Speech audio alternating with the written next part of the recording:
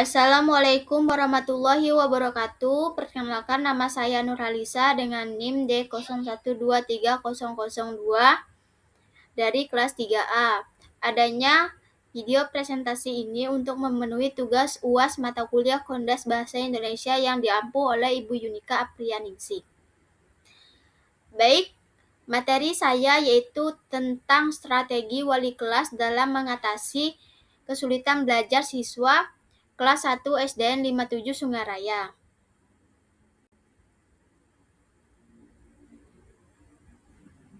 Topik pembahasan saya ada 3. Yang pertama, mengembangkan sikap dan kebiasaan belajar yang baik di ruang kelas. Yang kedua, memberikan bantuan kepada anak yang memiliki kesulitan dalam belajar di kelas. Yang terakhir, meningkatkan motivasi belajar siswa di kelas. Topik yang pertama yaitu menumbuhkan sikap dan kebiasaan belajar yang baik di ruang kelas. Mengembangkan sikap dan kebiasaan yang baik di kelas 1 SD adalah fondasi penting untuk masa depan anak-anak. Salah satu tujuan dari pembelajaran adalah membentuk karakter siswa. Hal ini dapat dilakukan dengan mengajarkan dan melatih kebiasaan-kebiasaan baik saat belajar. Mengapa kebiasaan baik harus dibiasakan? Karena anak-anak belajar bukan hanya sekedar untuk mendapatkan nilai saja. Mereka juga harus memiliki perilaku yang baik. Belajar tidak dapat diajarkan hanya dengan memberikan ceramah saja. Kebiasaan baik harus dibiasakan guru dengan cara mengajak siswa melakukannya terus-menerus di sekolah. Hal ini bertujuan untuk membiasakan dan sikap yang baik yang tertanam dalam alam bawah sadar siswa, dan siswa dapat memotivasi melakukannya tanpa disuruh oleh guru dan orang tua. Selanjutnya yaitu sikap dan kebiasaan belajar yang baik di ruang kelas dapat dikembangkan dengan cara yang pertama, mengembangkan suasana yang menyenangkan dan aman, melibatkan anak-anak dalam proses belajar mengajar, menanamkan nilai-nilai positif, menciptakan rutinitas yang konsisten, memberikan contoh yang baik. Topik yang kedua yaitu memberikan bantuan kepada anak yang memiliki masalah dalam belajar di kelas. Anak-anak yang mengalami kesulitan belajar di sekolah mungkin merasa frustasi, tidak percaya diri, atau bahkan malas untuk belajar. Padahal, belajar adalah salah satu kewajiban dan hak mereka sebagai siswa. Sebagai orang tua atau guru, kita perlu memberikan dukungan dan bantuan kepada anak-anak yang menghadapi masalah ini agar mereka dapat mengatasi kesulitan belajar dan meningkatkan prestasi akademik mereka.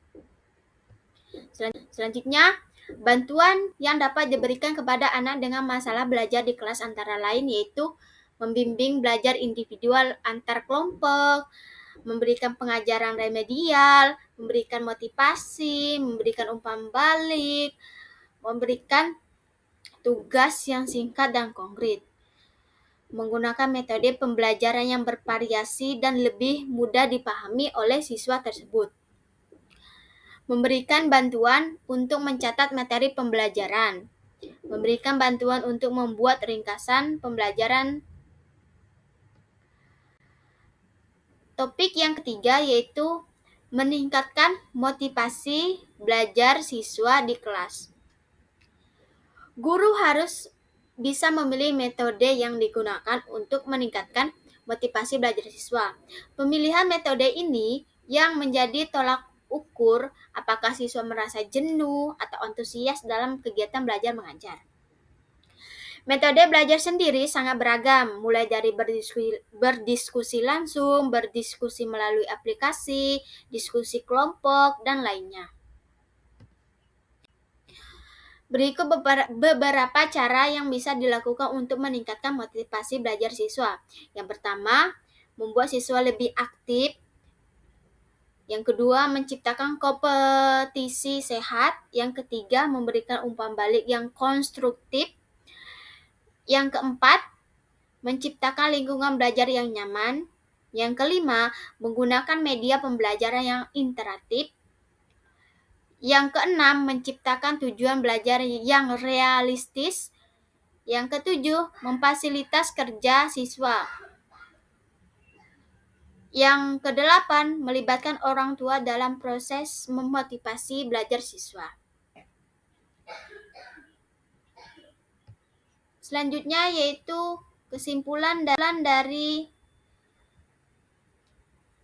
tema saya, yaitu membangun lingkungan belajar yang positif dan mendukung di kelas dapat meningkatkan sikap dan kebiasaan belajar siswa ini termasuk menciptakan suasana yang aman, mendorong partisipasi, dan memberikan contoh yang baik. Wali kelas harus mengenali siswa yang mengalami kesulitan belajar dan memberikan dukungan yang sesuai, seperti pembelajaran tambahan, metode pembelajaran yang berbeda, seperti pengajaran tambahan, metode pembelajaran yang berbeda, dan pendekatan individual untuk memenuhi kebutuhan belajar mereka. Menerapkan strategi yang menarik seperti pembelajaran berbasis permainan, memberikan pujian, menciptakan tujuan yang jelas dapat meningkatkan motivasi siswa untuk belajar lebih baik. Demikian presentasi dari saya, kurang dan lebih saya mohon maaf. Wabillahi taufik wal hidayah. Wassalamualaikum warahmatullahi wabarakatuh.